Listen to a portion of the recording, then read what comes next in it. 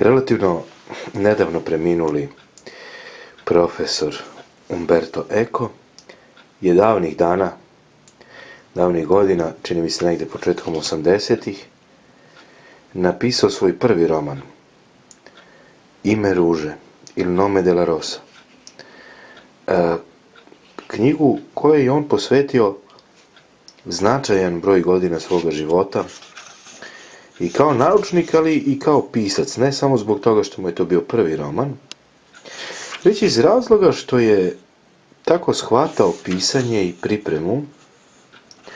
On je bio, dakle, stručnjak za srednji vek, za srednjovekovnu kulturu zapadne Evrope, ali kada je pisao ovaj roman, on se potrudio da zaista pripremi njegovu strukturu do najsitnijih detalja, do najmanjih sitnica. Negde sam pročitao da je za svaki lik koji se pominje u ovoj knjizi Umberto Eco imao čitav dosije. Bukvalno za svaki lik, to su hiljade i hiljade strana, sa najosnovnijim, a ponekad i šire od toga podacima, gde je on, dakle, govorio o tim svojim likovima, da se ne bi desilo da se negde u romanu, u priči oseti da je u pitanju nekakva improvizacija. Knjiga je fenomenalna zbog svoje strukture, knjiga je fenomenalna zbog načina na koji iznosi priču, koji je vrlo zanimljiv. Knjiga je više od detektivskog romana, značajno više, premda je na prvi pogled tako koncipirana. Ja mislim da je to zbog skromnosti samog Umberta Eka, on nije hteo da, i možda misle da će tako i da privuče čitaoce, ali ona je više od toga. Ona je u stvari jedan esej o zapadnoevropskoj kulturi u srednjem veku. Ona je jedno oslikavanje ritma života tadašnjeg čoveka, problema koji su ga mučili. Ova knjiga osvetljava bukvalno njihov život do ogoljene same suštine, do tančina, do onoga što u stvari značajno opredeljuje i značajno karakteriše njihov život. Ja ne znam da li se ta knjiga bila pojavila ranije kod nas, ali je izdata, čini mi se, 2003. ili 2004. kao prva knjiga, i to je vrlo značajno, u onoj velikoj ediciji 100 knjiga iz 20. veka koje je izdala Biblioteka večernjih novosti.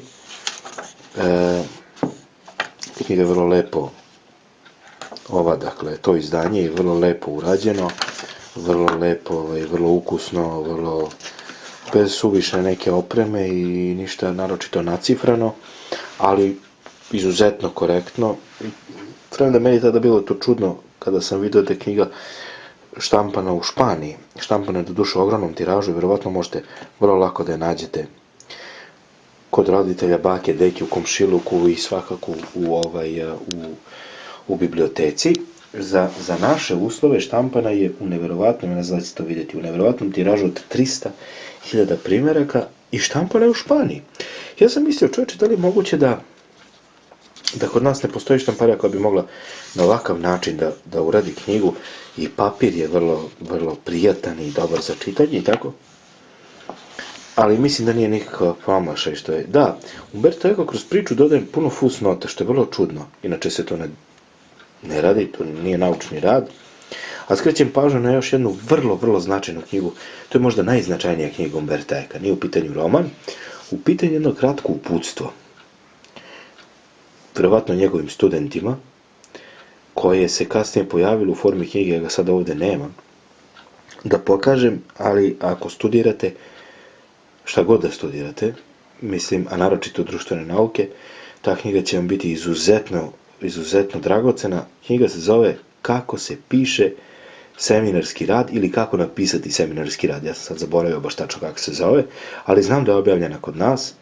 Fenomenalna je. Zaista daje sve sva uputstva daje, bukvalno čovjeka uvodi u to kako da napiše jedan korektan rad bilo na koju temu. Dakle, osvetlja onu tehničku stranu rada. On je to zadržao, pa tako ima tih fusnota, on želi da objasni neke pojmove prosto želi da da tumačenje života svakodnevnog ljudi zapadne Evrope, srednjeg veka, i zato nije potrebna samo priča, nego je uz priču potrebno neka dodatna pojašnjenja, bukvalno tumačenje. Na kraju, eto, on daje i tu priču o postupku i... Da, pa to sam onda vjerojatno tu. Pročitajte ovu knjigu, izuzetno važna i velika knjiga. Postoji i film. Ja sam ga možda gledao, mislim da je nekad bio emitovan u okviru nekog novogodišnjeg programa na RTS-u. Ili tako, ne znam, ne mogu da se setim, sećam se samo nekih delova. Sean Connery igra glavnu ulogu, brata Viljama. I zaista film je dobar, onako, mislim... Ajde sad da i to kažem, nije nešto mogo da se nađe na torrentima, ali ja sam to tražio možda pre jedno 5, možda i 6, možda i 7 godina, pa tada nije mogao da se nađe. A sada, ne znam, eto, ako naletite na ovu knjigu, a kažem, stvarno je tiraž bio veliki za naše uslove, možete, mislim, lako da je nađete, obavezno je pročitajte, jeste možda malo obimnija na prvi pogled, ali nećete osetiti da je obimnija, knjiga je fenomenalna. Umberto Eco, Ime ruže, najtoplija preporuka.